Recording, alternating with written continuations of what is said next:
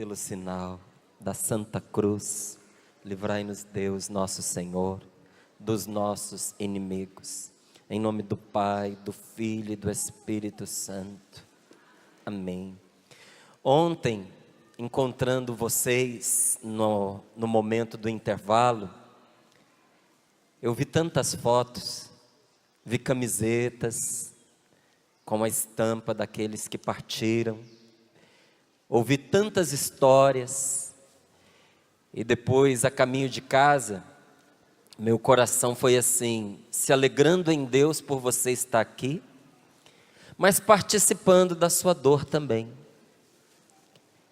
Porque foram histórias de jovens que perderam a sua vida num acidente, um acidente de moto, um animal que atravessou no meio do caminho, foi atropelado e tirou a vida de quem estava dirigindo. Alguém que, passando por uma tristeza profunda, não foi capaz de suportar e tirou a própria vida.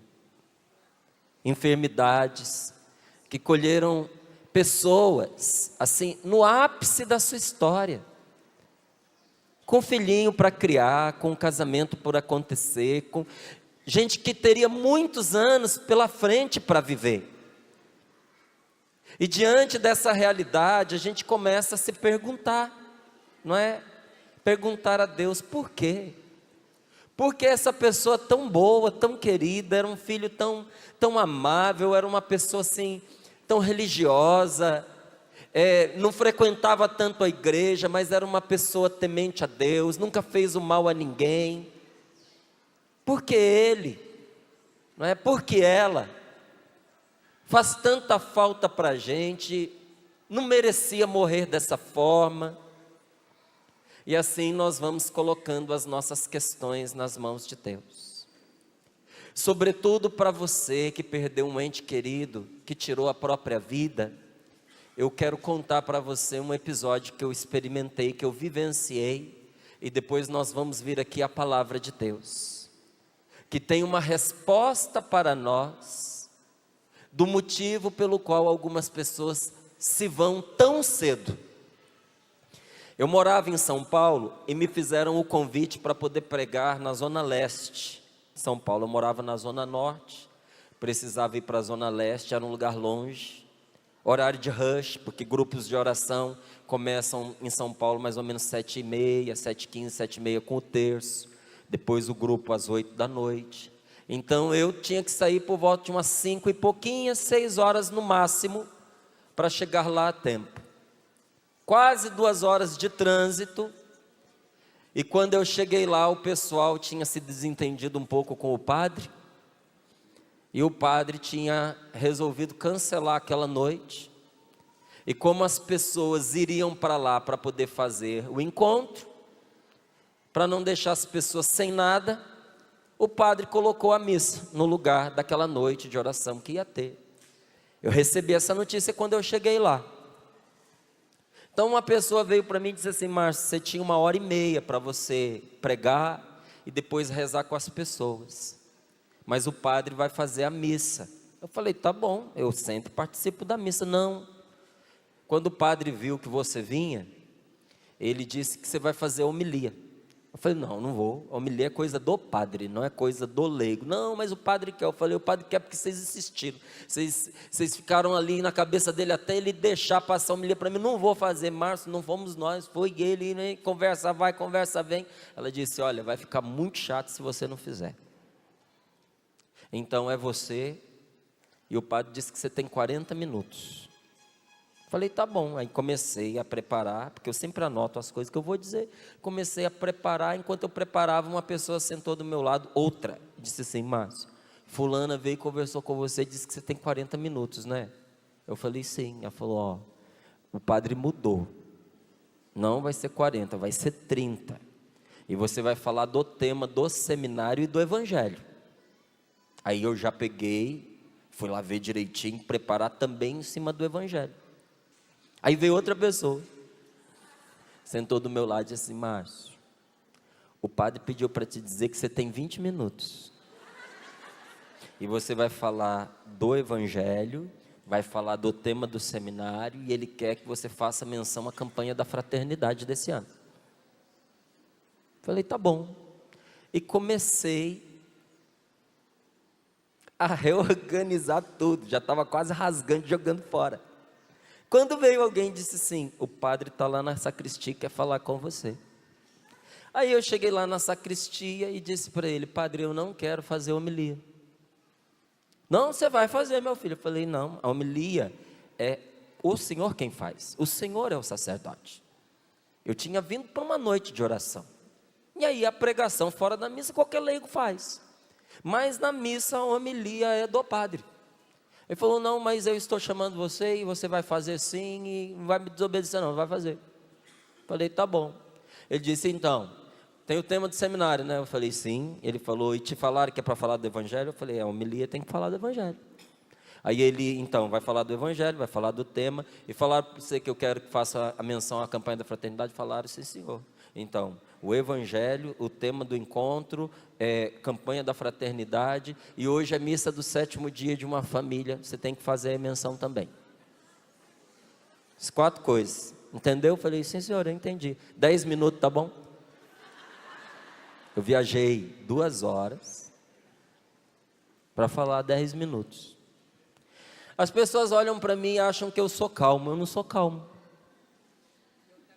Eu sou bastante nervoso.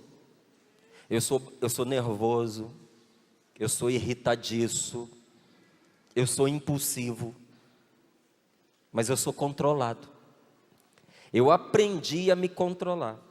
E situações de grande raiva me acalmam. Então eu fiquei calmo, porque eu estava com uma raiva que você não tem ideia. E a raiva era tão grande que eu tirei o relógio do braço e disse assim, eu vou fazer 10 minutos. E se passar 1 segundo, eu estiver no meio da frase, eu paro a frase no meio. Eu não termino a ideia, mas vai ser 10 minutos. Porque é um desaforo que estão fazendo comigo. E fui para lá com essa determinação. O padre me chamou, eu subi, aí já tinha falado das 3 coisas, quando faltava 2 minutos, que eu já estava encerrando, lembrei, que era a missa do 7º dia, eu tinha esquecido desse detalhe.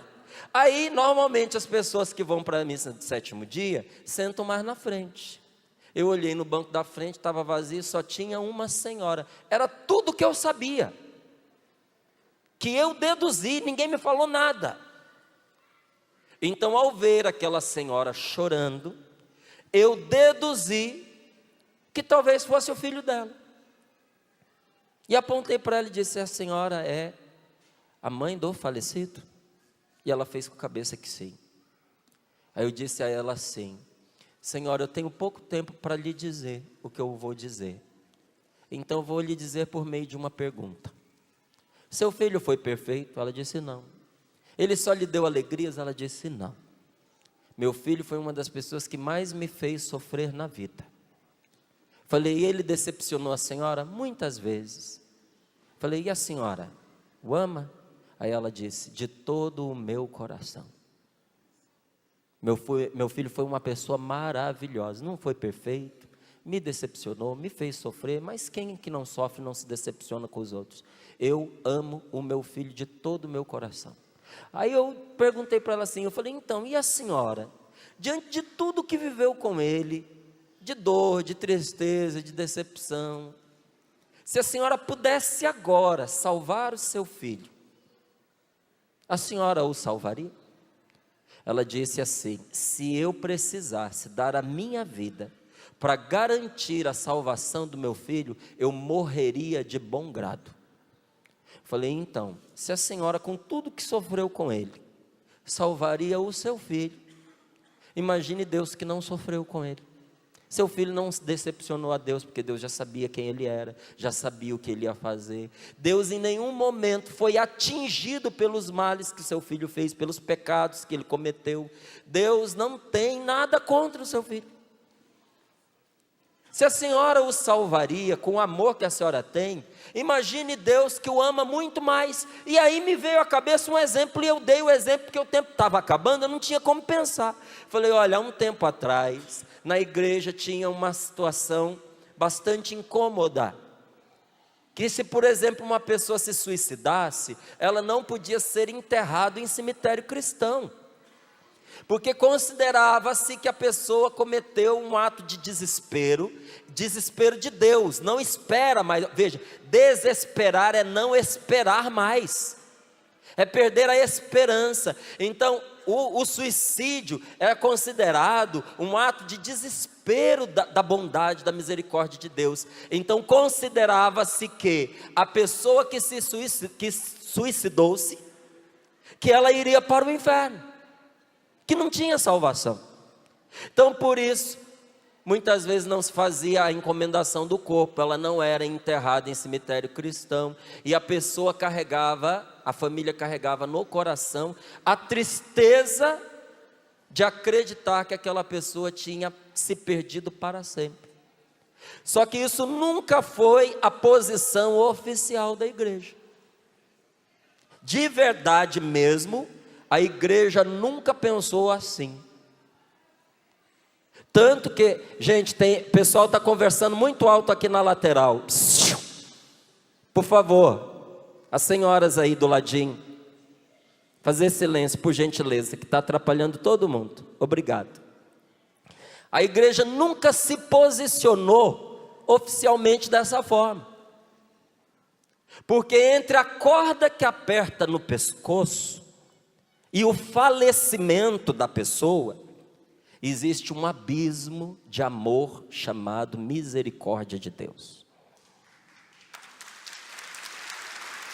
Ninguém pode dizer que uma pessoa está no inferno porque ela se matou. Para você ter ideia de como isso é sério, de como isso é grave, a igreja tem uma lista imensa de pessoas que ela garante que está no céu. São Francisco de Assis, onde você acha que está? Nossa Senhora. Qual é o seu santo de devoção? Fala bem alto aí para eu ouvir. Onde está essa pessoa? Está no céu. Tenho mais coisa para te dizer.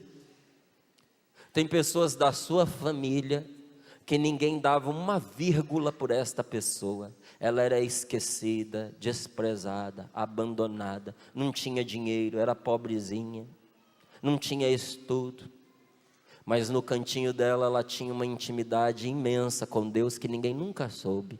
Essa pessoa é santa, da sua família, e está no céu. Tem gente sua lá, na santidade junto de Deus.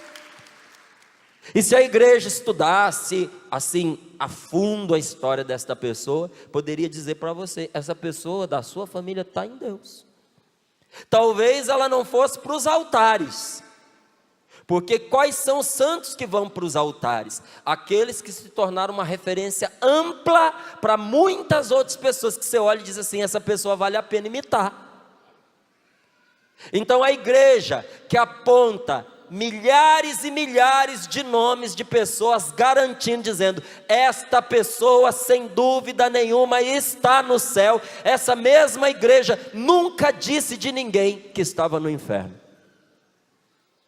Nem Judas, a igreja diz que está no inferno. Nem Judas, que traiu Jesus e que a própria palavra de Deus chama de filho da perdição. Porque filho da perdição não quer dizer que ele está no inferno, quer dizer que ele agiu como filho do perdido. Como aquele que o padre Léo gostava de chamar de quê? De encardido. Porque Judas, filho da perdição? Porque agiu sob a influência do perdido, que é o demônio. Mas a igreja não diz que ele está no inferno. Então eu quero que você olhe aqui nos meus olhos, você que perdeu uma pessoa na sua família, que se suicidou. Ninguém se suicida porque quer. A pessoa não se mata para tirar a vida, ela se mata para tentar fazer parar a dor, que é muito grande. No momento de dor, de desespero, a pessoa faz loucura. Eu faria, você faria. Quando a dor é muito grande, gente, a gente faz besteira, porque a gente não pensa. Você ama essa pessoa que se foi? Você a jogaria fora por causa da besteira que ela fez? você pode ter certeza que não tem ninguém mais empenhado na salvação deste teu ente querido do que o próprio Deus. Deus ama essa pessoa. E o que eu devo sentir em relação a esta pessoa que se matou, Márcio? Esperança. Não espere no que ela fez, espere no amor e na misericórdia de Deus. Só Ele pode dizer aonde nós vamos estar. E Ele é amor, Ele é misericórdia, Ele é salvação. Você acha que aquele que deu o sangue do seu filho para nos salvar, vai nos jogar fora por qualquer coisa? Jesus viveu e sofreu, e o que Ele sofreu não foi pouco, para nos entregar nas mãos da perdição. Não, Ele luta pela salvação dos seus. E eu queria que você abrisse a sua Bíblia e visse esta passagem. Olha como é importante nós conhecermos a palavra de Deus, gente. Não como as pessoas aí conhecem, que é para poder torturar as outras, para poder desagregar a família. Esses dias eu recebi aí um e-mail de alguém me contando dessas visitas que fizeram de porta em porta, levando a Bíblia. Tinha uma pessoa lá, duas pessoas que estavam desestruturando uma família, com essas falsas evangelizações que só acusam, que ameaça a pessoa de inferno, que promove a divisão entre marido e mulher. A família estava se desestruturando, que meteram umas minhocas na cabeça da mulher, e agora ela estava em atrito com o marido por causa daquilo que disseram para ela, tudo errado. Quando a palavra de Deus ela é manipulada em favor de certas ideologias, ela se torna um instrumento de divisão. E isso só afeta pessoas que não conhecem direito a palavra de Deus. Você precisa aprender a conhecer a palavra de Deus, para a sua salvação, para o seu bem, para o seu crescimento. E olha o que esta palavra vai dizer para você agora. Talvez você não saiba disso que está aqui. Sabedoria, capítulo 4, versículos do 7 ao 17. Por que que algumas pessoas morrem cedo? Olha aqui o título. Vida longa não significa nada. Repita comigo. Vida longa não significa nada. E olha, está no Antigo Testamento, muito importante. Porque no Antigo Testamento, o que era considerado bênção e prosperidade, inclusive que algumas igrejas vêm pregando isso daí como se isso valesse absolutamente. Hoje para nós não tem mais esse valor. O que era a bênção no Antigo Testamento? Bênção no Antigo Testamento era 3 coisas: vida longa, terras e filhos. Quem era a pessoa abençoada? A que vivia muitos anos. Então se ela viveu muitos anos é porque Deus a abençoou. Era assim que eles entendiam. Quem era a pessoa abençoada? A pessoa que tinha muitas terras. Porque é ali que você criava o gado, era ali que você tirava o plantio. Essa vida urbana que nós temos é coisa nova, é coisa recente na humanidade. Não era assim. Quando se fala de Jerusalém no Antigo Testamento, não era cidade não, gente, era uma vilazinha, era uma coisa pequena. Não tinha comércio como é hoje, essas estruturas de hospedaria como é. Não, era uma coisa extremamente rural. Onde é que o povo vivia? No campo, na roça. E por que era tão importante as terras? Porque não tinha cemitério. Não tinha. Onde é que você enterrava os seus defuntos? No quintal de casa. Por isso que não se vendia a terra. Porque vender a terra era vender o corpo dos parentes. O que você ia fazer? Você ia vender a fazenda? Você ia fazer o quê? Você ia desenterrar os mortos, pôr numa caixa e levar junto? Isso era profanar o túmulo. Então a terra não se vendia. E quem não tinha terra era um maldito, porque não podia enterrar o filho, porque não podia enterrar a esposa. Se enterrasse, ia enterrar na terra de outro. Não podia entrar lá para visitar, para honrar o corpo. Então a terra era sinal de bênção. Vida longa, terra e filhos. Se a pessoa não tivesse filhos, ela era considerada maldita. Uma mulher que não tinha filhos era considerada amaldiçoada, a escória da sociedade. Uma pessoa que não tinha terras era considerada uma pessoa castigada por Deus. E uma pessoa que vivia poucos anos fazia os vizinhos pensarem assim: o que foi que ele fez de errado para Deus matá-lo tão novo? Você percebe? Aí vem esta palavra que diz para nós aqui o quê? Vida longa, completa, não significa nada. Aponta para o seu irmão sentado do seu lado e diga: vida longa não significa nada.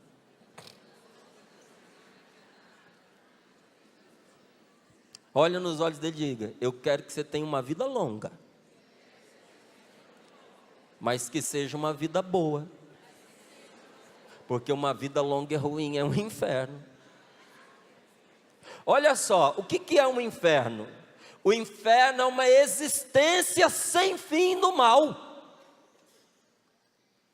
Qual é o grande terror do inferno? É que ele nunca acaba.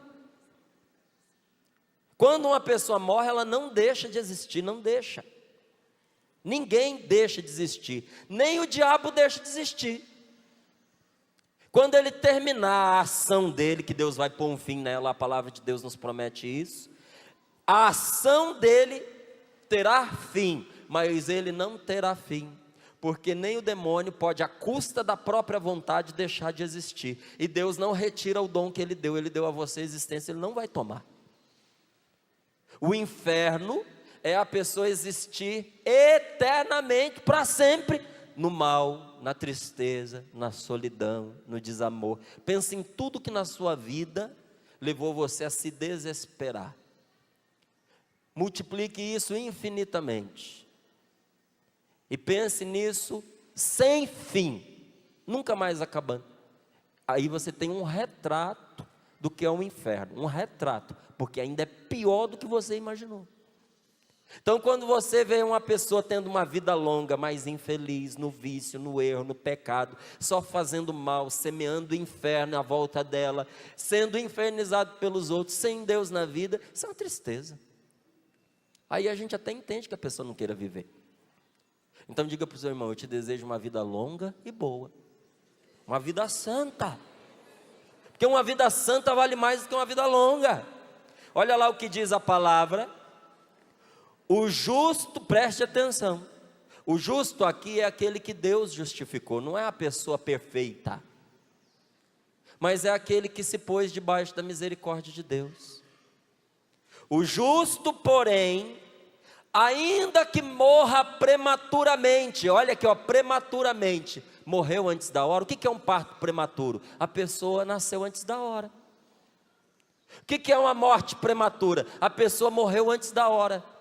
Márcio, mas tem um ditado que diz que ninguém morre de véspera. Ué, pula da ponte para você ver se não morre. Não é? Quem disse que não morre de véspera? Por isso que ontem eu falei para você, que esse negócio de colocar na conta de Deus a morte das pessoas que a gente ama, de dizer a vontade de Deus, isso é uma mentira, uma atrocidade, uma crueldade, um desrespeito a Deus. Deus, Ele sonhou para você uma vida feliz, mesmo que Ele tenha sonhado uma vida breve, mas Ele sonhou para você uma vida feliz. E eu posso, mesmo contra a vontade de Deus, antecipar os meus dias? Pode. Entra na cachaça para você ver, dia e noite, se você não vai morrer de cirrose, se você não vai morrer vítima do álcool, que de repente você faz uma coisa que vai ceifar a sua vida, você não queria morrer. Vai fumando indiscriminadamente para você ver, se daqui a pouco você não vai ter resultados de exames catastróficos. E não venha falar que era a vontade de Deus essa morte, porque não era. Mas e aí, Deus vai ficar com raiva de mim porque eu fumo? Não. Ele vai ter compaixão de você, Ele vai estar do seu lado, Ele vai te ajudar. Mas Ele vai ter que viver com você as consequências daquilo que você plantou. Não dá para Deus ficar o tempo inteiro, gente, fazendo milagre, contrariando uma lei que Ele mesmo pôs. Você veja, tem gente que entende os milagres de Deus como contrariar as leis que Ele nos deu. Você quer viver uma vida longa? Viva em respeito à sua vida. E respeite a palavra de Deus. Então, pode-se morrer de forma prematura? Pode. E quando a pessoa é boa e morre de forma prematura? Um acidente pode ter tirado a vida dela, uma doença, um assassino.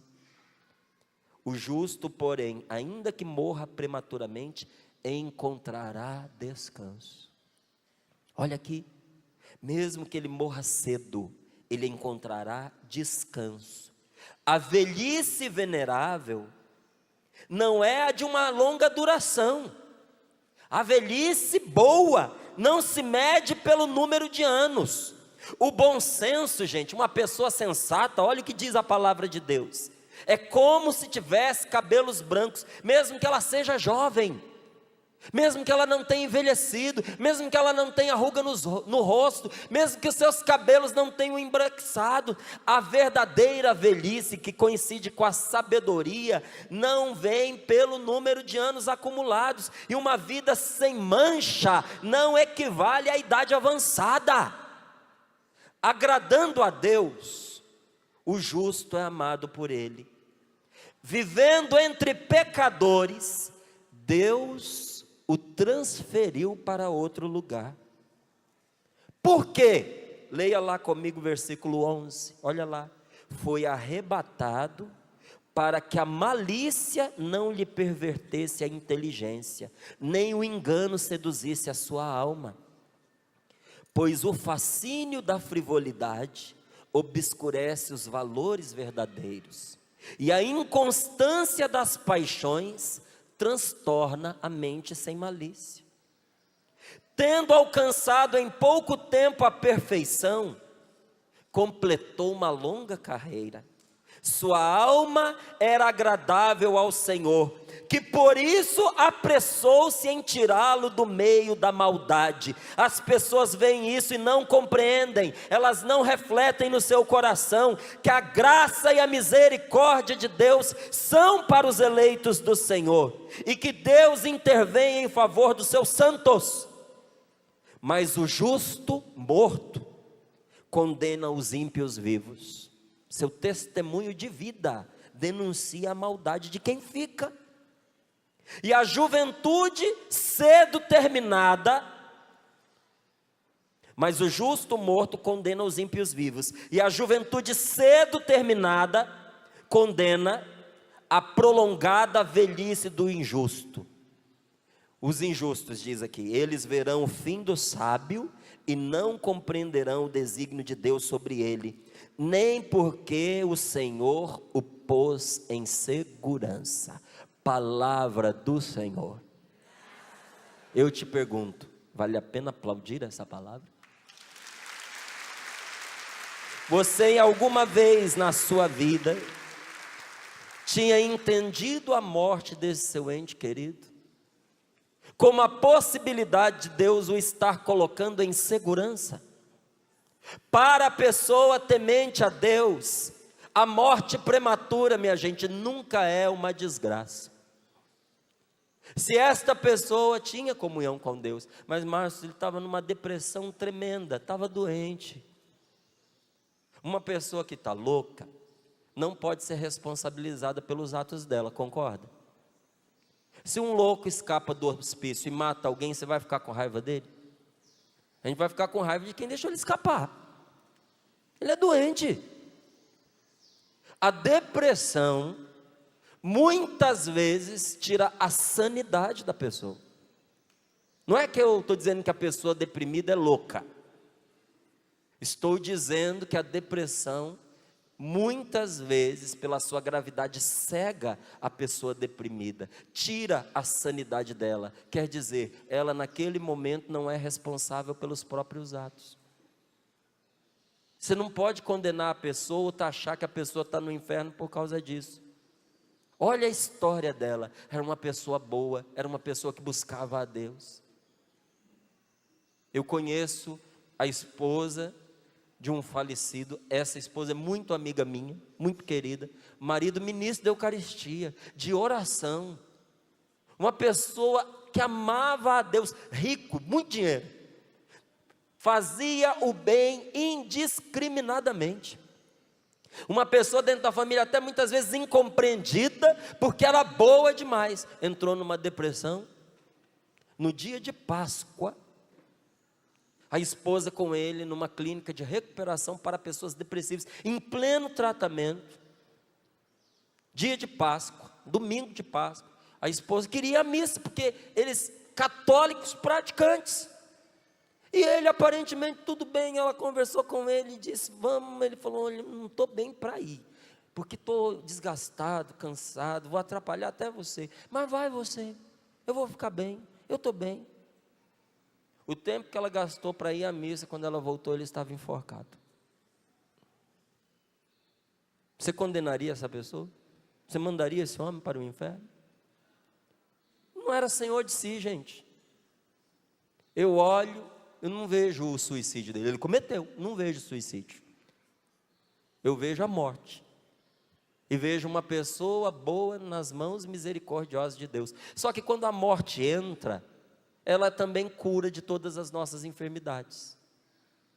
A pessoa deprimida, no momento em que morre, recuperar a saúde, não para essa vida, para a vida futura, mas recuperar a saúde.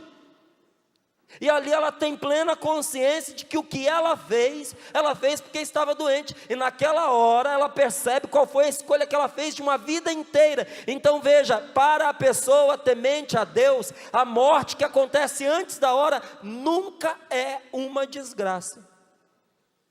O sofrimento é maior para quem fica do que para quem vai, concorda comigo? Sim ou não? É ou não é verdade que o sofrimento é maior para quem ficou do que para quem partiu? É verdade. A palavra de Deus vem e nos diz, vou dizer com as minhas palavras o que eu entendi aqui, mas entendi com fidelidade. Então você pode acreditar no que eu estou te dizendo.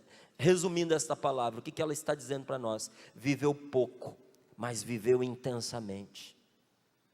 Não foi pouco, foi o bastante para cumprir o que muitos levam uma vida longa para alcançar. Essa pessoa boa, da sua família que partiu, conseguiu em pouco tempo o que muitos em uma vida inteira de velhice é incapaz de alcançar. Não é o número de anos que determina se uma vida foi boa, mas o tanto de bondade que coube nessa vida. Porque tem gente que vive 100 anos, mas é 100 anos fazendo os outros sofrer. Tem gente que a gente até reza para Deus abreviar os dias da pessoa, não é? Você nunca fez essa oração? Quando eu era criança, minha avó me ensinou uma coisa que eu vou falar aqui, e depois você esquece, tá bom? Você promete que vai esquecer o que eu vou dizer? Aí então eu digo, minha avó falou assim, ensinava, quando você encontrar uma pessoa que você não gosta dela, uma pessoa muito ruim, que você quer que ela morre, é só rezar o creio em Deus Pai 13 vezes nas costas dela que ela morre. Gente, mas eu já rezei tanto. não faço mais. Primeiro porque crer em Deus Pai não vai matar ninguém. Isso é besteira, isso é superstição. Isso é magia. Isso não é coisa de Deus, não. Mas olha, tem gente que faz a gente rezar para a pessoa morrer. Porque a pessoa só faz inferno. E olha, a pessoa morre e tem gente que dá graças a Deus. Se é pecado, um dia Deus vai me falar, mas já dei graças a Deus que algumas pessoas morreram. Falei, que bom que foi, porque parou de fazer o mal. Então, o que faz a vida de uma pessoa ser boa, não é o número de anos que ela acumula, não é uma idade avançada, mas é o tanto de bondade que ela fez caber nessa vida. Santa Teresinha morreu criança, era uma menina, mal saiu da adolescência, morreu. E eu me lembro dela, sem ter conhecido, você se lembra, a gente fala dela, lê os escritos dela, porque foi uma alma boa, foi uma pessoa boa, fez a bondade caber dentro da vida. Por que você sente tanta falta dessa pessoa que partiu? Porque com os defeitos que ela tinha, com os pecados que ela cometia, com as fraquezas que ela possuía, que você conheceu tão bem, a grande marca que ela deixou em você foi de bondade, foi ou não foi? Tanto que você sente falta. Mas não foi só bondade, mas a bondade prevaleceu. Tanto prevaleceu que você está chorando essa pessoa até hoje. A pessoa foi boa, foi uma presença boa na sua vida. E aí o Senhor vem dizer para você, a fim de sua vida, a pessoa boa e piedosa, ao fim da sua vida, a pessoa boa e piedosa, ela não encontra a morte, encontra o descanso. Quem é bom e temente a Deus, não encontra aquela criatura medonha que a gente vê nos filmes, que a gente vê nos desenhos, aquela coisa horrorosa, aquela caveira vestida de preto, com uma foice na mão, que vem para aterrorizar os que estão partindo. Não, primeiro que aquilo não existe, aquilo é uma distorção da morte.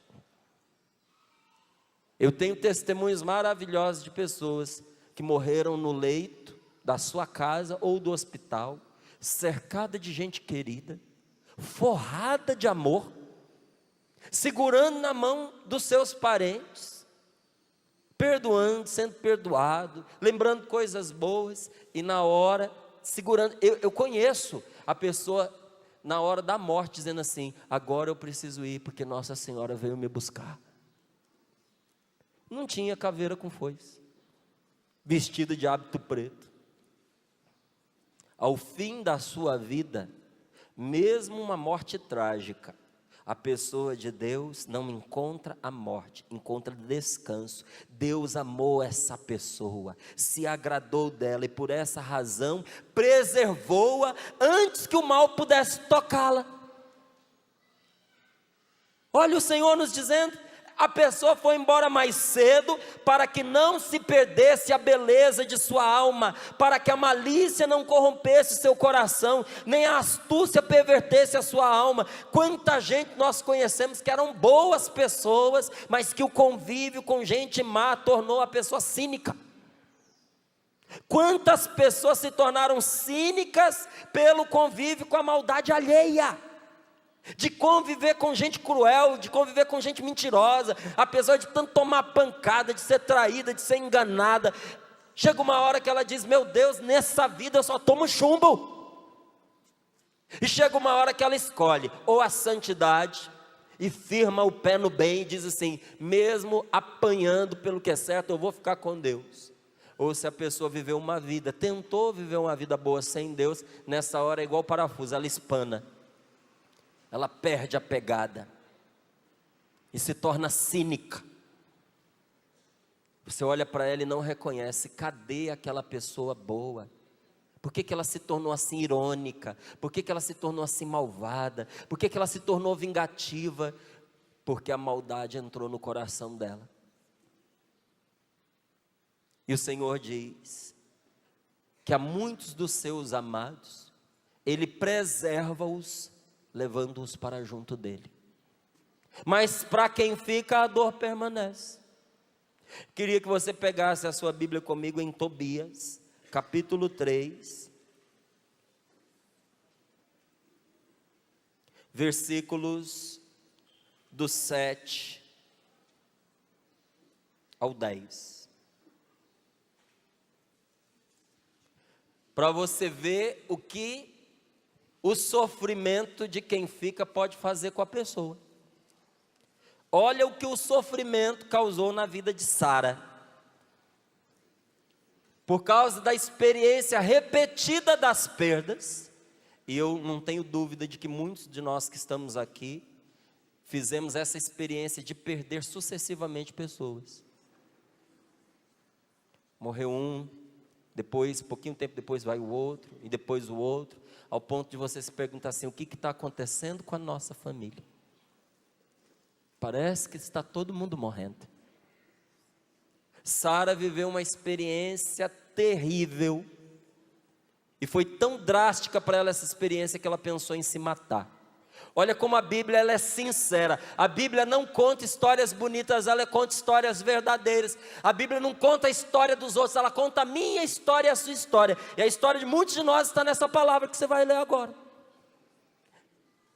Olha, se a gente fosse perguntar, e se você fosse responder com sinceridade, poucos de nós ficaríamos de mão abaixada se respondesse com sinceridade.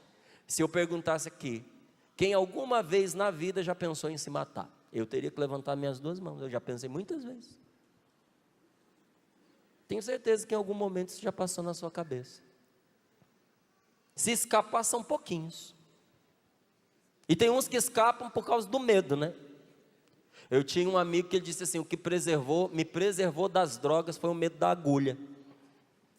Disse assim, eu só cheirei, porque quando tinha que injetar, eu olhava para a agulha. Tem gente que nunca se matou por medo da faca, por medo do revólver, por medo da dor.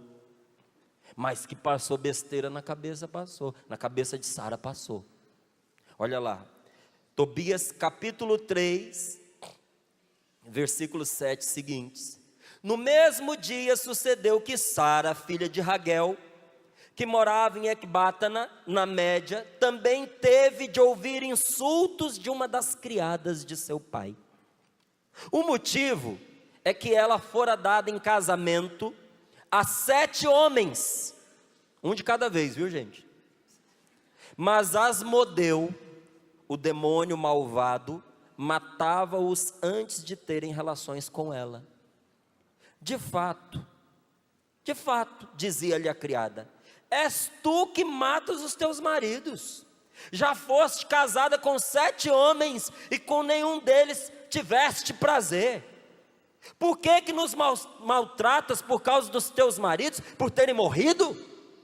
Vai juntar-te a eles, e que nunca vejamos filho ou filha nascidos de ti. Olha que maldição. Naquele dia, quebrantada em seu íntimo, a moça, Sara, debulhou-se em lágrimas e subiu ao aposento superior de seu pai com a intenção de se enforcar.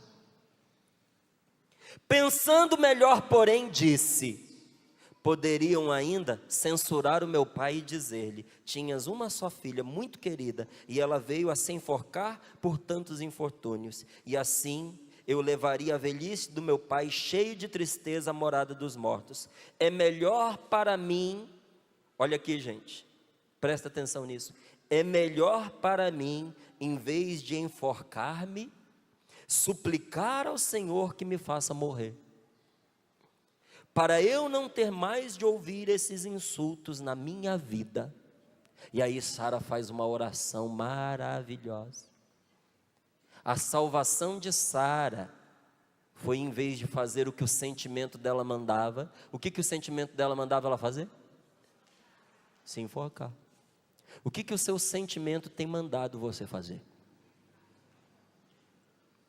Em vez de obedecer aos sentimentos que estavam dentro dela, a salvação de Sara foi ter recorrido a Deus.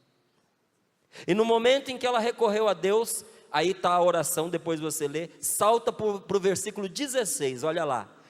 Na mesma hora foi ouvida a oração de Sara e de Tobias, na presença da glória de Deus, e o anjo Rafael foi enviado para curar os dois.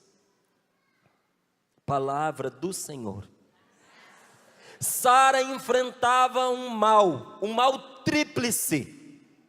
Ela enfrentava um mal físico, material, que era a perda dos seus maridos.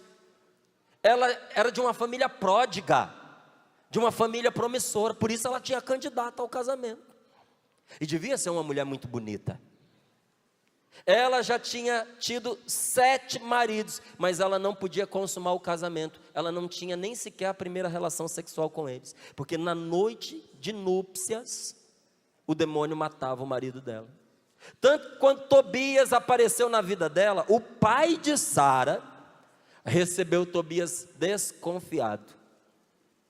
E antes de terminar o jantar de recepção de Tobias, ele já mandou abrir uma cova no quintal, a 8ª, que já sabia que ele ia morrer, não tinha outro destino. Que casamento promissor esse, hein? Você, meu amigo que está aqui, casava com a Sara? A Sara já tinha entendido, vai chegar uma hora que ninguém vai me querer. Ela tinha passado pela perda de seus maridos, esse era o primeiro mal. O segundo, ela era vítima de um mal emocional tremendo. Imagine o trauma dessa mulher. enterrou 7 esposos. E agora ela enfrentava um mal emocional, a mágoa e a humilhação, agora acentuados pelas palavras da serva. E Sara sofria um terceiro mal que às vezes a gente não presta atenção. Tudo que ela estava vivendo era fruto de uma vexação demoníaca. Havia uma opressão diabólica sobre a família dela. E o seu abatimento foi tamanho que ela subiu aos aposentos com a intenção de se enforcar. Você leu comigo. Por que ela não se matou? Talvez pelo mesmo motivo que você não tenha feito. Por amor a alguém que ficava. Só o amor que ela sentia pelo pai que a segurou. Ela só não se matou pelo amor ao pai. Tanto que ela disse, é melhor para mim, em vez de eu me enfocar, suplicar ao Senhor que me faça morrer. Eu não vou me matar, mas vou pedir a Deus que me tire a vida. Porque aí o meu pai fica livre e eu vou ser entendida como uma morte natural, vontade de Deus, não vai ser uma humilhação para o meu pai, não é? Mas que o Senhor me tire a vida para eu não ter mais de ouvir esses insultos em minha vida. Ela queria morrer para não lidar com as mágoas, da perda, das palavras duras, da humilhação. Que difícil a gente no momento de dor, ainda enfrentar a zombaria dos inimigos. A gente vê gente olhando para a gente e achando bom que o sofrimento bateu na porta da gente. Foi isso que ela experimentou. Ela queria morrer para não lidar não só com as perdas, mas com essa mágoa que estava dentro dela. E qual foi a salvação para essa mulher? A mesma para você e a mesma para mim. A sua salvação foi ter recorrido ao Senhor. Nas situações mais tenebrosas, gente, nas situações mais difíceis e humilhantes, o que nós devemos fazer é recorrer a Deus. Esse é o momento da sua vida em que você não pode avançar na sua história sem você recorrer a Deus. Mas eu vou recorrer a Deus para quê? O que eu vou pedir a Deus? Ele não vai trazer de volta o meu ente querido. Peça coragem. Peça força, peça inteligência, que Deus afaste os pensamentos malignos que não deixam você se desvencilhar. Que a gente pensa que essa opressão diabólica aconteceu só com ela. Será que esse tormento que não te deixa, não é uma tentação? Que está querendo somar mais mal à sua família? Tem um tipo de astúcia maligna que se chama obsessão. Tem uma obsessão que é psicológica. E tem uma obsessão que é espiritual, que passa pelo caminho psicológico. Porque tudo que nos atinge tem que passar por um canal humano. E o canal humano pelo qual a obsessão espiritual passa é o psicológico. Mas por que uma é psicológica e a outra é espiritual? Porque uma nasce da dor, a psicológica nasce dos nossos traumas, das nossas feridas, das nossas dores. A espiritual é uma vozinha diabólica que não pode ser curada pelo psicólogo e pelo psiquiatra, que fica falando no nosso ouvido, mandando a gente fazer o mal, mandando a gente tentar remediar a dor com a morte, com o suicídio, mandando a gente retribuir o mal que fizeram a nossa família, mandando a gente se vingar. Peça a Deus que afaste dos seus pensamentos essa investida diabólica que não está deixando você se desvencilhar dessa dor, dessa tristeza. A gente precisa viver o luto, a gente precisa chorar a morte do ente querido. Mas depois que você chorou e se despediu da pessoa, deixa a pessoa descansar, deixa a pessoa nas mãos de Deus, sabe? Permita a pessoa viver a vida eterna, porque às vezes a nossa dor, gente, é como se a gente quisesse arrancar a pessoa do céu e trazer de volta para nós. Você acha que a pessoa ia se agradar com isso? Chega uma hora que a gente precisa se despedir para a tranquilidade de quem partiu e para a sua felicidade da sua família. Certos apegos, eles deixam de ser uma bênção na vida da gente e se torna uma verdadeira maldição. Enquanto é afeição, é uma bênção. Mas quando é um apego, isso é uma maldição na vida da gente. Essa palavra, ela está diferente na Bíblia Ave Maria e na tradução da CNBB, sobretudo a oração. Se você tem a Bíblia Ave Maria, você viu que o texto é bem diferente. E se você olhar no versículo 11, a oração de Sara é uma coisa espetacular. Olha o que é uma mulher de Deus mesmo na hora do sofrimento. A boca fala do que o coração está cheio. Uma pessoa santa, mesmo às vésperas do desespero, ela transborda pela boca a palavra de sabedoria. A oração de Sara, versículo 11, na Bíblia Ave Maria diz que ela orou com fervor e entre lágrimas. Como assim, com fervor e entre lágrimas? Sua oração foi intensa, foi perseverante e só se concluiu quando ela encontrou consolo, quando ela sentiu que Deus ouviu. Ela só fechou a oração quando ela percebeu que Deus tinha escutado a oração que ela estava fazendo. Aí ela concluiu a oração e pôde bem dizer a Deus. Se você ler no versículo 13 da Bíblia Ave Maria, você vai ver lá que ao atender uma pessoa, Deus começa libertando a pessoa do sentimento de culpa. Perdoa a pessoa e usa de misericórdia. No momento em que você recorre a Deus por causa da sua dor, Deus vai tirar de você esse sentimento de remorso, esse sentimento de culpa, de não ter socorrido, de não ter estado presente, de não ter acordado para dar o socorro. Isso eu quero dizer olhando nos seus olhos. Olha aqui para mim, por favor. Só existe um Salvador. Qual é o nome dele? Você chama Jesus? Então não. Você não é o Salvador da sua família.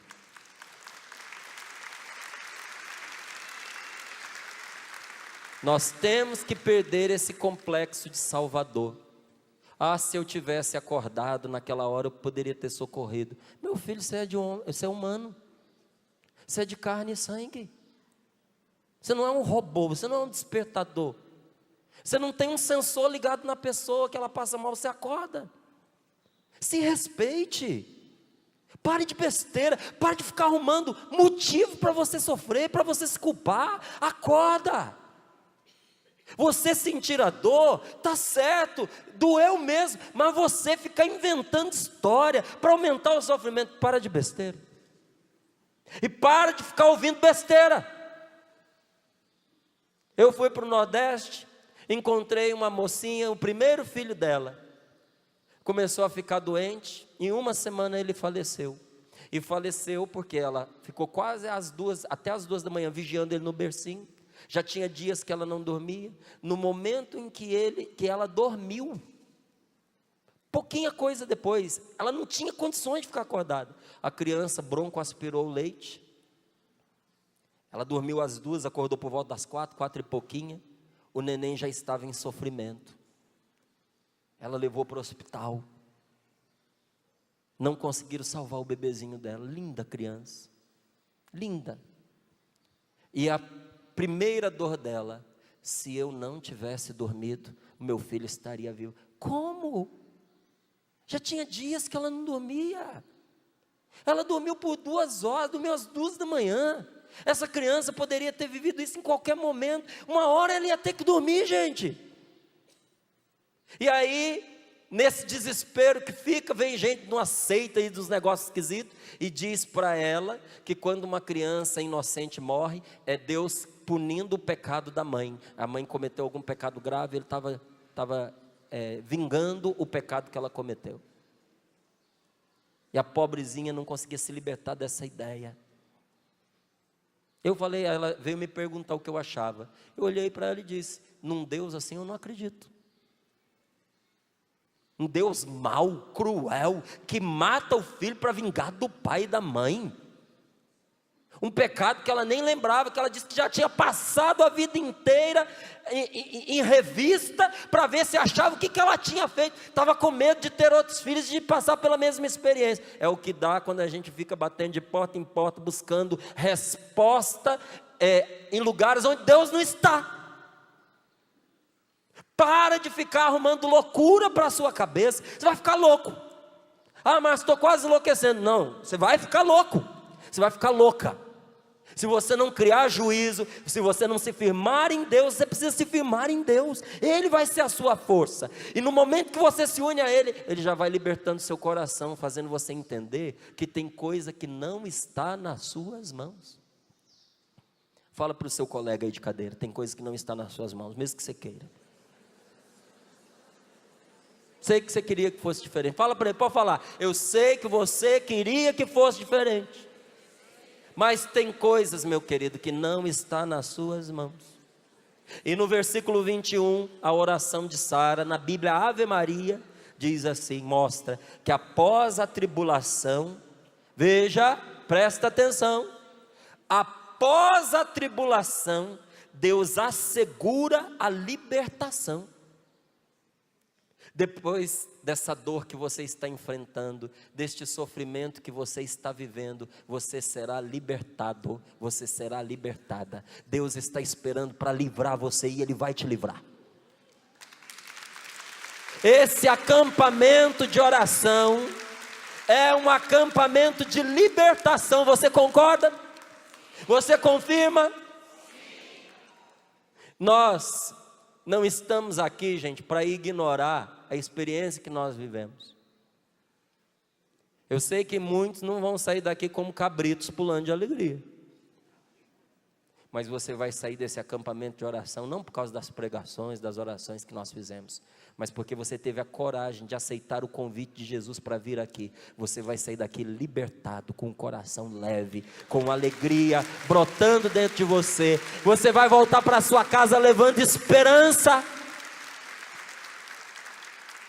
Talvez você trouxe com você um espírito de morte, mas você vai levar com você o Espírito Santo, Deus da vida, que vai transbordar dentro da sua casa, que vai encher o coração daqueles que não vieram.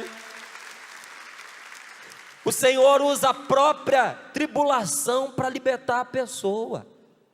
Você já viu que às vezes Deus aproveita a enfermidade para livrar a pessoa de um vício? A pessoa bebia igual uns gambá, aí ficou doente, não pôde mais beber. Aí quando ficou são, não quis mais saber daquilo. Minha mãe fumou desde os 7 anos de idade. Ela fumou desde os 7 anos de idade até uns 7 anos atrás. Aí veio um câncer, que Deus curou. Mas em face da realidade do câncer, minha mãe se libertou do cigarro. A vida inteira lutando, nunca havia conseguido, fez de tudo, usou esses remédios, todas essas coisas, não conseguia. Mas aquela tribulação que ela passou foi a libertação dela. E se ela não tivesse libertado, talvez ela não estivesse viva hoje. Você já viu que às vezes Deus usa uma humilhação para revelar para nós os nossos verdadeiros amigos? Sim ou não? Quando você passa pela humilhação, você descobre os seus amigos e os seus inimigos. Seu amigo vem chorar com você, e o seu inimigo se afasta de você e fica rindo pelas suas costas. E a humilhação revela isso para a gente. O pecado, ele se fecha sobre nós e se torna castigo, mas Deus concede a quem o busca o acesso à misericórdia. Olha o que a palavra de Deus nos diz: vós, Senhor, não vos comprazeis em nossa perda. Deus não se compraz em nossas desgraças, Deus não se compraz em nossas doenças, muito menos em nossa morte. Deus não tem prazer com o que acontece de ruim com você. Se você pensa que o castigo, que o acidente, assalto, uma desgraça que aconteça com você, que Deus olha lá de cima e diz assim, bem feito, você merecia? Não. Deus não tem prazer na sua dor. Deus não tem prazer nas suas desgraças, não tem prazer nas suas doenças. Ah, o Senhor está feliz porque eu estou doente. Não, Ele está feliz de ver você lutando contra a doença. Está feliz de ver você não se revoltando por estar doente. Está feliz de ver você vencendo a enfermidade através da esperança e da oração. Deus está vibrando com você, que pela fé está vencendo a doença, mas pela fé que você tem, não é pela doença. Ah, Deus fica feliz com o sofrimento dos santos. Não. Ele fica feliz quando ele vê um santo sofrendo e vencendo pela força do Espírito Santo. Deus vibra, Deus aplaude, o céu quase desce à terra de alegria quando vê você com coragem vencendo. Você acha que Deus tem prazer em ver você triste, despedaçado? Não, não tem não. Por isso a gente precisa entender uma coisa: a doença, ela precisa ser encarada como uma condição natural da vida. Muitos de nós que estamos aqui vamos morrer doentes, porque você vai ficar velho. Você quer ficar velho? Só tem um jeito de não ficar velho, você sabe qual, né? Eu, se fosse você, não pedia a Deus para não morrer velho. Porque se você não quer morrer velho, você vai morrer cedo. Agora, se você ficar velhinho, e queira a Deus você fique bem velhinho, seu pulmão vai ficar fraco, seu coração vai ficar fraco, sua imunidade vai ficar fraca, seu fígado não vai funcionar do mesmo jeito, os seus rins não vão funcionar do mesmo jeito. Então vem uma hora que uma doença pega. A doença não é um castigo de Deus, ela acontece pela nossa fragilidade. A gente tem que encarar dessa forma, e não cuidar da saúde. Olha para mim de novo, as coisas importantes eu gosto de dizer olhando nos olhos. Tristeza mata, você sabia? Se você não cuidar da sua saúde, isso vai impedir você de cuidar dos que ficaram. Você ama quem foi? Mas ama quem ficou? E se você não se cuidar, você não vai poder cuidar de quem ficou. Não por você, mas pelas pessoas que ficaram. Em nome de Jesus Cristo, levanta a sua cabeça. Vamos dar a volta por cima. Isso não é sinal de descaso com quem morreu. Isso é sinal de que você quer honrar quem partiu. Sabe, honre a pessoa que foi para junto de Deus. Sabe como? Vivendo bem, tendo uma vida boa, tendo uma vida santa, fazendo bem. E converse com Deus, não tenha medo de rezar a Deus pela pessoa e para a pessoa. Tem gente que acha que porque o outro morreu, você não pode mais conversar com ele. Conversa. Gente, eu converso com meu avô que faleceu. Não ouço a resposta, mas que eu converso com ele, eu converso. Olha, quantas vezes eu conversei e converso com o Padre Léo. O primeiro a pregar esse cura dos traumas da morte foi o Padre Léo. E na hora que eu estava me preparando, eu conversei com ele. E disse para ele: Padre, me ajuda, pede a Deus aí, intercede por nós. Porque é um acampamento em que a gente chega com o coração abatido. Mas eu te peço, Padre Léo, fala com o nosso Senhor para derramar o céu sobre nós. Para que a gente experimente nesses dias a força da ressurreição. Que a gente encontre aquilo que faz a gente vencer. Me ajuda. Você pode falar com essa pessoa, ela está ouvindo, ela vai interceder por você junto de Deus. Mas levanta a sua cabeça. Levanta, porque isso nós precisamos enfrentar. Nenhuma doença pode impedir você de fazer o que você tem de fazer. E se hoje você não puder ajudar fisicamente as pessoas, então dê às pessoas o seu amor, ame as pessoas. Uma moça muito querida conversava comigo no WhatsApp esses dias, e aí ela dizia assim, ela é muito querida, é da minha família. Ela dizia: eu não posso conviver com você, porque eu só tenho tristeza para partilhar. E eu perguntei para ela assim: mas eu não estou interessado nem nas suas tristezas, nem nas suas alegrias. Eu estou interessado no seu amor. Você me ama? E ela disse: sempre amei você e continuo te amando. Eu falei: então eu te quero na minha vida, então eu quero que você conviva comigo. Se você não pode dar felicidade, alegria, se o seu coração está moído de tristeza, eu te pergunto: tem amor nesse coração para dar para quem ficou? Ame, ame para valer, ame com força, E isso vai curar seu coração. Sara suportou as perdas, mas ela não suportou a mágoa que as palavras daquela empregada lhe causou. Por isso que ela queria se matar. Mais doloroso que as perdas são os comentários das pessoas, gente. E você tem que ficar esperto, porque é preciso um amigo e um inimigo para ferir o coração da gente. Um sozinho não dá conta. Precisa dois. Sabe o que é preciso para partir seu coração? Um inimigo e um amigo. O inimigo para falar mal de você e o amigo para vir correndo contar.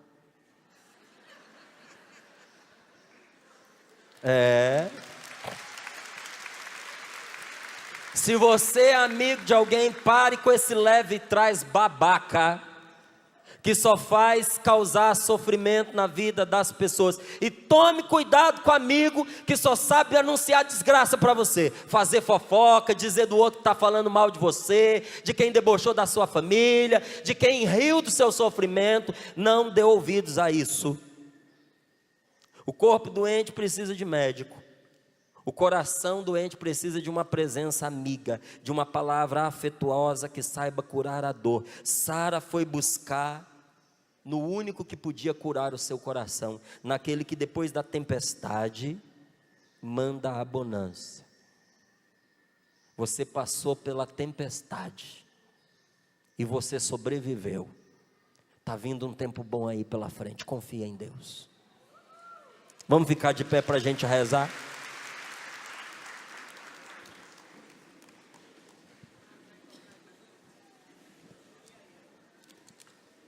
Depois das lágrimas e dos gemidos, Deus derrama a alegria. Coloque as mãos sobre o seu coração. Quanta coisa boa para a gente partilhar. Estou imensamente agradecido por você ter vindo fazer esse acampamento de oração conosco, sabia? Para mim foi um presente você estar aqui. Quero agradecer você de coração. Quero agradecer você por nos permitir participar desse momento da sua vida. Nós queremos ser sua família, eu quero ser sua família. Quero dividir com você esse momento, quero rezar por você, quero rezar com você, porque um dia eu vou precisar que você faça por mim o que eu estou fazendo por você hoje. Um dia eu vou precisar de você me animando, eu vou poder contar com você? Hoje eu só quero lhe dizer muito obrigado por acreditar em nosso Senhor, por acreditar no céu, por acreditar na vida eterna e estar aqui. Você pode até dizer assim: Márcio, eu não sei, eu tenho tantas dúvidas no meu coração. Será que eu acredito mesmo no céu e na vida eterna? Eu tenho aprendido na minha vida que fé se mostra com atitude. E se você não tivesse pelo menos um pezinho na eternidade, você tinha ficado sentado na sua casa, no seu sofá, você não estaria aqui. Você veio porque dentro de você algo diz: o céu existe. E existe mesmo. Existe, nós vamos para lá. Sabe por que a vida é muito pesada? A vida é muito difícil? Porque nós paramos de acreditar na eternidade. Quando a gente pensa na vida só para esse mundo, todo sofrimento se torna pesado demais. Renunciar a um prazer é difícil demais, porque a gente pensa só no agora. Então eu quero te fazer um desafio. Para de olhar a vida só agora e se lança com tudo no outro prato da balança, se lança nos braços da eternidade. Pare de se afogar em bebida, em droga, em remédio controlado. Pare de se afogar naquilo que você acha que vai suprimir a sua dor. Você precisa recuperar a esperança. Fazer como você fazia quando você era criança. Deitar de novo na grama. Olhar para o infinito azul do céu. Lembra? E mergulhar na eternidade. E deitado na grama, olhando para o céu, você vai falar com Deus e vai falar com o seu querido, com a sua querida. E vai dizer para Ele: eu não sei quando, mas logo logo eu vou aí te encontrar. E tem uma coisa para dizer para você que é mais velho: pare de ficar contando quantos dias você ainda tem de vida, quantos anos você ainda tem para viver. Pare de ficar contando quanto tempo falta e comece a contar as graças de Deus, as maravilhas de Deus na sua vida. Vamos colocar o nosso coração em Deus, gente. Parar de ficar olhando para a morte, para a tristeza. Coloca o coração em Deus. O meu desafio para você é: despache de antemão o seu coração para a eternidade. Você está aqui, mas ponha o seu coração no céu, porque as nossas pernas nos levam aonde o nosso coração já está. E se o seu coração estiver no céu, não tem como você ir para outro lugar. Você vai para o céu. Vamos mandar o coração para lá. Põe as mãos de novo sobre o seu coração. Feche seus olhos e diga: Senhor, eu quero. Senhor, Eu quero, Senhor, fazer essa escolha hoje. Senhor, eu quero fazer essa escolha De pôr toda a minha confiança na eternidade. De pôr toda a minha Senhor Jesus, o Senhor passou a sua vida nos anunciando isso, nos dizendo: se o sal perde o sabor, com que será restituído?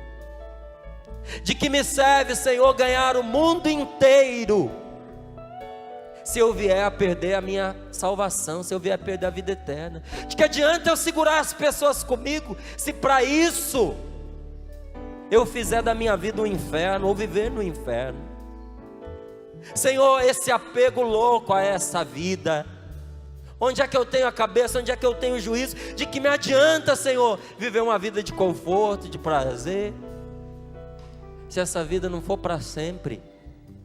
Eu quero vida eterna, eu quero uma vida que não acaba mais. Senhor, que a morte seja a última experiência de dor que eu viva. Eu quero uma vida contigo, uma vida desmedida. Eu quero para isso, Senhor, colocar os meus olhos na eternidade, parar de ficar olhando para as vantagens deste mundo. Porque quando eu me esqueço que o céu me espera, as coisas da terra ganham vantagem, tudo parece difícil, e lidar com a perda, Senhor, do ente querido, não só parece, se torna insuportável. Tem alguma coisa afastando você de Deus? Tem algo afastando você do Senhor? Corta. É difícil não se revoltar, é difícil não desesperar, é difícil prosseguir com o coração sangrando. Corta essa mentalidade de morte, essas palavras ruins que vêm se despejando sobre você, e jogue-se no outro prato da balança.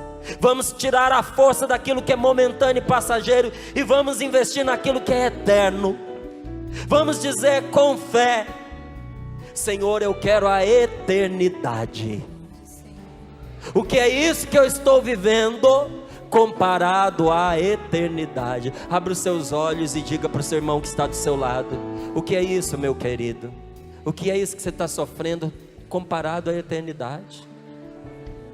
Enxuga as lágrimas dos olhos dele e diga: vai passar, essa dor vai acabar, a alegria vai voltar, e nunca mais você vai ter que passar por isso.